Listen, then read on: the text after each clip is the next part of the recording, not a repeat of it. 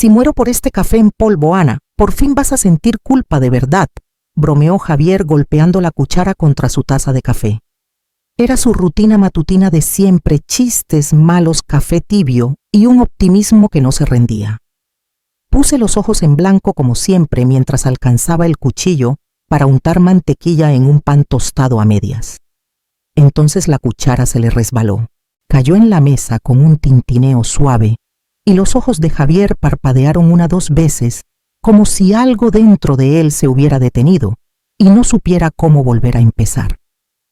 Sus dedos temblaron, su cabeza se inclinó apenas hacia atrás y luego... nada. Javier, dije, dejando caer el cuchillo mientras rodeaba la mesa. Seguía en la silla, los hombros hundidos de forma extraña, la boca entreabierta. Javier.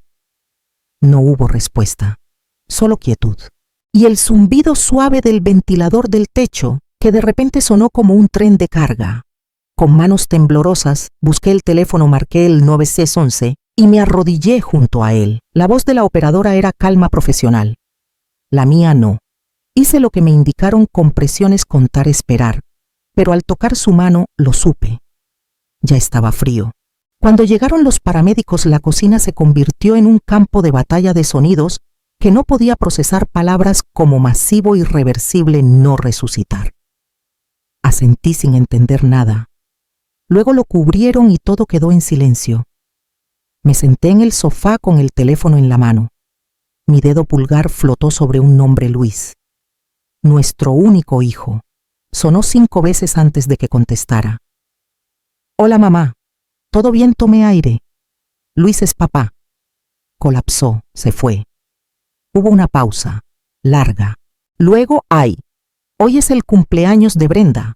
¿Puedo llamarte luego? El aire se me escapó de los pulmones. Tiene planeado un brunch bien chido, añadió como si eso lo explicara todo. No respondí. No lloré. Solo bajé el teléfono y terminé la llamada. La casa quedó en silencio, otra vez demasiado silencio. La mantequilla se derretía junto a la taza vacía. Y Javier seguía en esa silla como si pudiera despertar si solo esperaba lo suficiente. Pero no lo haría. Y al parecer Luis tampoco. La funeraria olía a flores viejas y dolor pulido. Estaba junto al ataúd de Javier en la primera fila, mientras el sacerdote hablaba de devoción de un hombre que nunca se perdía una comida dominical, que construía casitas para pájaros solo para sentirse útil, que no salía de casa sin darme un beso en la mejilla. Pero lo único que podía escuchar era el espacio vacío donde debería haber estado nuestro hijo. ¿Dónde está Luis?, susurró alguien detrás de mí. No me giré. Francisco, un viejo amigo de la Universidad de Javier, se acercó justo antes de que comenzara el servicio y murmuró: Pensé que tu muchacho estaría aquí al frente. Asentí como si eso no me hubiera destrozado ya 2 veces. Cuando llamé la noche anterior para confirmar la hora del funeral, Brenda contestó. Su voz era alegre, ensayada. Luis todavía lo está pensando, dijo. Ya reservamos un fin de semana en Puerto Vallarta para mi cumpleaños y las multas por cancelar están medio pesadas tan cerca de la fecha. Lo dijo como si hablara de una clase de yoga, como si el duelo pudiera esperar su turno. Solo trato de mantener las cosas ligeras, añadió, por mi salud mental. No discutí, no supliqué. Colgué antes de decir algo imperdonable, así que ahí estaba sola, con un vestido azul marino que ya no me quedaba bien, apretando las manos temblorosas e intentando mantenerme en pie. Personas que no veía en años pasaron por la fila con disculpas suaves y mentiras gentiles. Era un gran hombre, siempre nos hacía reír. Ustedes eran un equipazo. Pero nadie dijo, tu hijo debería estar aquí. No en voz alta. No fue hasta que llegué a casa todavía con el mismo vestido, la misma expresión vacía, que abrí mi celular. Brenda había subido una foto a Instagram. Llevaba un vestido rosa brillante, sosteniendo una copa de champán con el borde azucarado, riendo como una mujer que nunca había enterrado nada más pesado que un secreto. La descripción decía, el mejor cumpleaños de mi vida. Reina de mimosas. La miré mucho tiempo. La hora de la publicación era 11:18 de la mañana, el momento exacto en que el sacerdote dijo el nombre de Javier. No lloré. No grité, pero algo dentro de mí se rompió, y por primera vez en 42 años me sentí verdaderamente sola. La recepción después fue en el sótano de la iglesia. Paredes beige, sillas plegables, una cafetera que silbaba más de lo que servía. La gente se movía entre el consuelo y la plática casual como si el duelo fuera algo que se pudiera servir en un vaso desechable y dejar atrás. Ahí vi a Bernardo López, un antiguo compañero de Javier en la compañía de agua. Parecía más viejo de lo que recordaba, más lento, pero sus ojos aún tenían esa intensidad de ingeniero. Me abrazó con suavidad, dejando una mano en mi espalda más tiempo del necesario. No quiero meterme donde no me llaman, dijo bajando la voz. Pero Javier mencionó algo el mes pasado que me llamó la atención. Incliné la cabeza. Estaba estresado. Dijo que Luis le pidió ayuda otra vez. Dijo que esta vez no se sentía bien. No dio detalles, solo dijo que no quería preocuparte. Tragué saliva. No sabía nada, dije. Bernardo asintió como si eso confirmara algo. Me lo imaginé. Parecía dividido. Esa noche sentada en la sala con el televisor en mute, el parpadeo de una comedia olvidable sonando para nadie, la casa se sentía demasiado grande, demasiado llena de ecos. Seguía mirando la silla de Javier esperando que gruñera por el volumen o preguntara dónde dejé el control remoto. En cambio tomé su celular aún cargando en la mesa junto a la puerta. No sabía qué buscaba, tal vez una nota, tal vez nada, pero cuando abrí el registro de llamadas lo encontré. Luis Ramírez, llamada saliente, 10:42 p.m. La noche antes de que muriera. No había buzón de voz, no había llamada de vuelta. Javier había intentado contactarlo, y Luis no respondió. Miré la pantalla hasta que se apagó en mis manos. Luego me recosté con los ojos abiertos en la oscuridad, con esa quietud que no viene de la paz, sino del rumor de algo que se desmorona. Él sabía algo, y no me lo dijo, pero ahora yo estaba escuchando. Todo comenzó con el archivero que Javier guardaba en la esquina de su estudio, el que siempre decía que era solo cosas de impuestos y garantías. Una vez bromeó que si la casa se incendiaba, los bomberos necesitarían un camión aparte solo para sus papeles. Pero no me reía cuando abrí el cajón y vi lo meticulosamente etiquetado que estaba todo. No sé qué buscaba. Tal vez un testamento, tal vez instrucciones, tal vez algo, cualquier cosa que explicara por qué mi estómago no dejaba de revolverse desde el comentario de Bernardo. Entonces la vi, una carpeta azul delgada, encajada detrás de un archivo marcado Servicios 2021. No estaba etiquetada como las demás. Solo tenía una cinta adhesiva en la parte superior con la letra de Javier Transferencias Luis. El pecho se me apretó. Dentro había impresiones 15 en total. Transferencias bancarias. Todas desde la cuenta personal de Javier a la de Luis.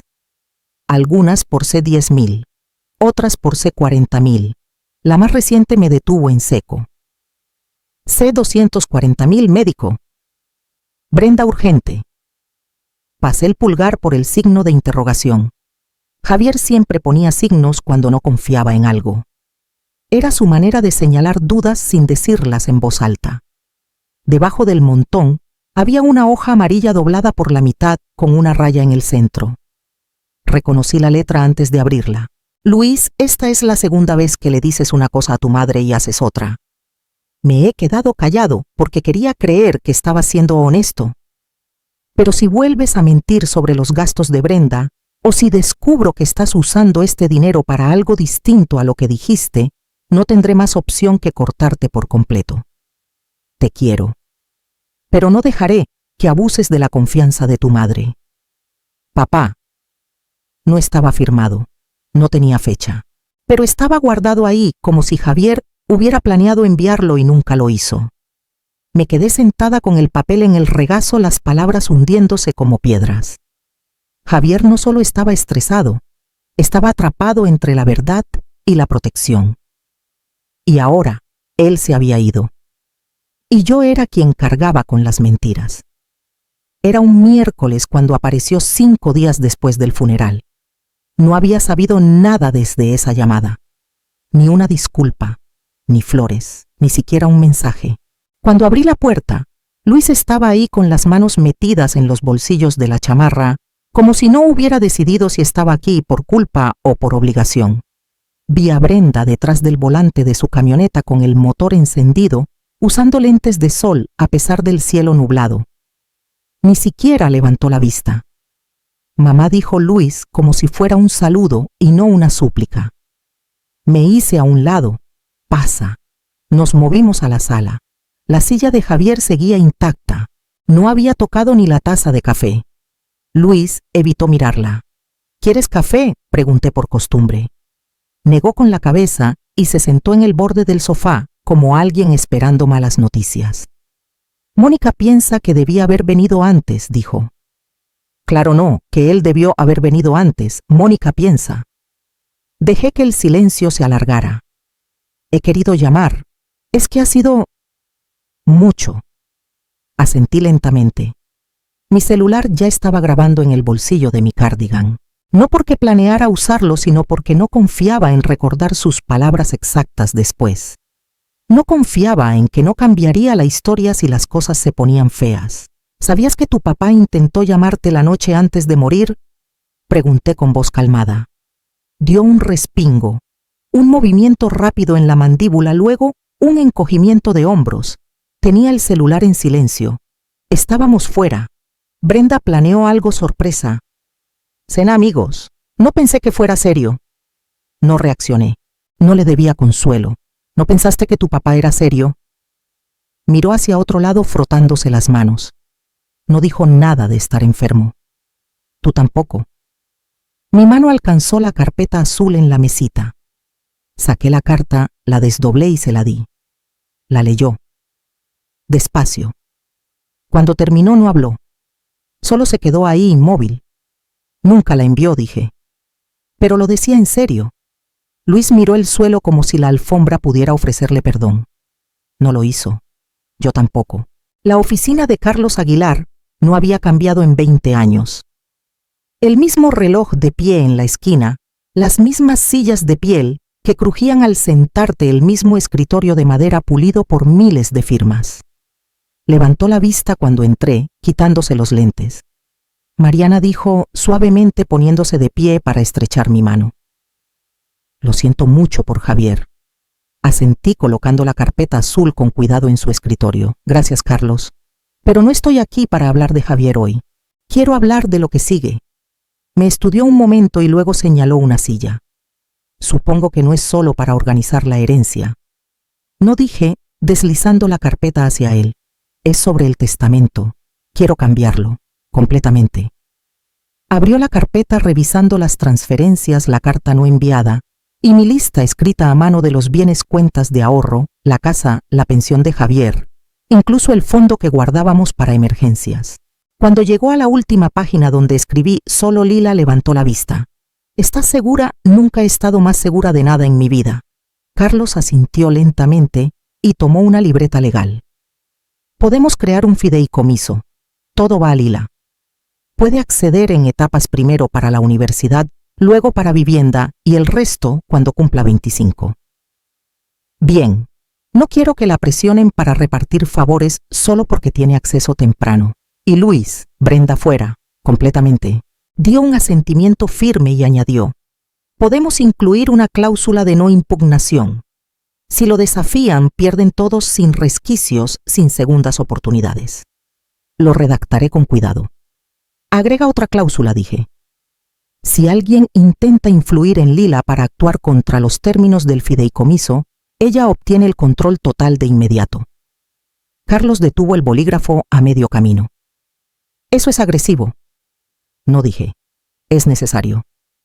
Durante la siguiente hora trabajamos en los documentos. Le entregué cada papel, cada detalle. Cuando terminamos, Carlos cerró el archivo, se recostó en su silla y me miró de manera distinta, no con lástima, sino con algo más cercano al respeto. Hiciste lo que Javier nunca pudo, dijo. Trazaste la línea. Me puse de pie y recogí mis cosas. Enterré a mi esposo. No voy a enterrar su legado también. Al salir de la oficina, el viento primaveral me rozó el rostro. No era venganza lo que sentía. Era claridad, fría, limpia y definitiva. El golpe llegó el domingo por la tarde, 3 toques firmes en la puerta principal, no del todo urgentes, pero tampoco casuales. Miré por la ventana lateral y los vi. Luis en el escalón encorvado con los ojos apagados. Brenda detrás con los brazos cruzados, los labios fruncidos, como si hubiera probado algo amargo y me culpara por ello. Abrí la puerta a medias y no dije nada. Mamá, empezó Luis con voz débil. ¿Podemos pasar?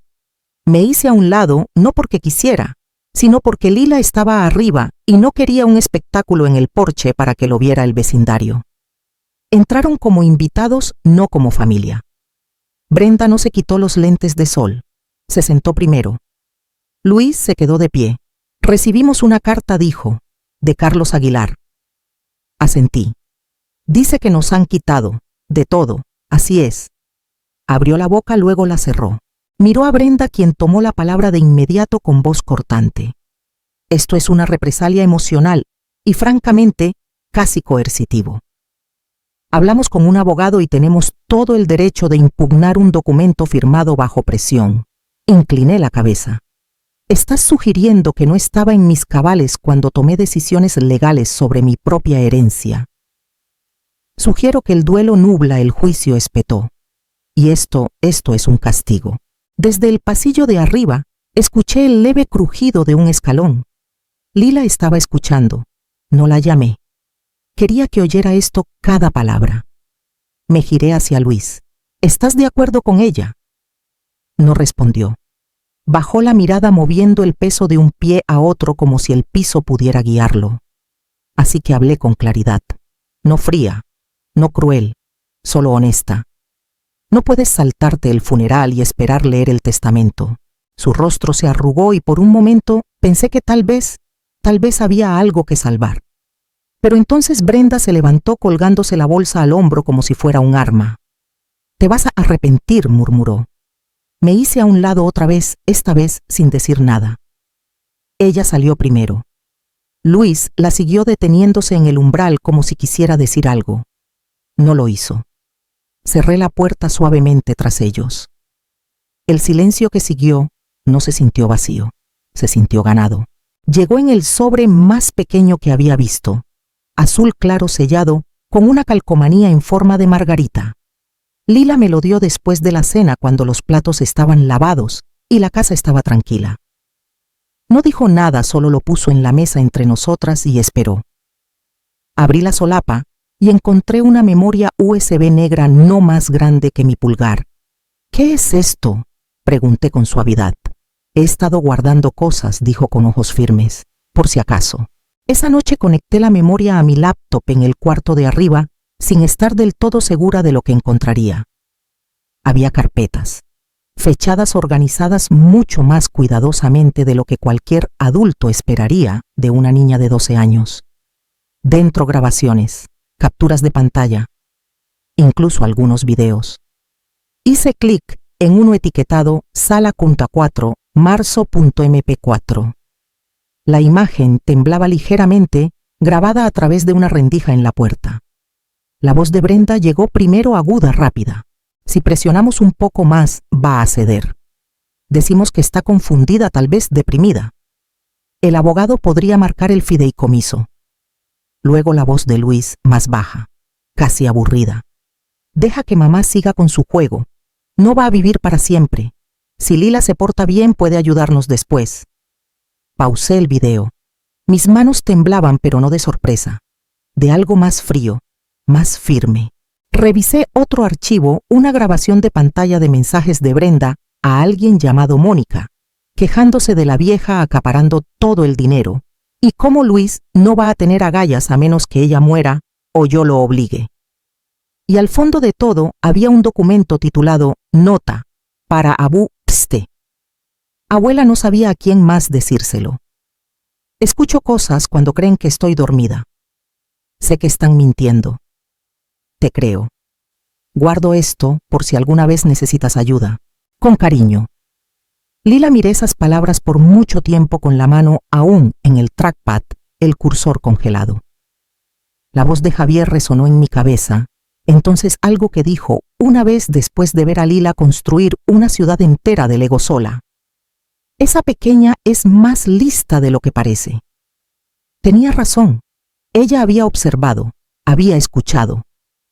Y cuando nadie más se levantó, ella lo hizo. Hice una copia de todo, una para Carlos, otra en mi caja fuerte. Luego me senté sola con la memoria en la mano, dejándola calentarse en mi palma, como si fuera tanto un arma como un regalo. Lila había hecho más que protegerme. Había expuesto la podredumbre y salvado nuestra verdad. La oficina era beige en todas direcciones. Paredes beige, alfombra beige, sillas beige, demasiado suaves para ser cómodas. Era el tipo de lugar diseñado para sentirse neutral, pero apestaba a tensión. Un lugar donde la cortesía fingía vivir. Carlos y yo nos sentamos en un lado de la mesa de vidrio larga. Luis y Brenda en el otro. La mediadora, una mujer llamada Carla con ojos amables y una columna de acero, se sentó en el centro con las manos cruzadas, expresión ilegible. Estamos aquí para discutir inquietudes sobre la herencia.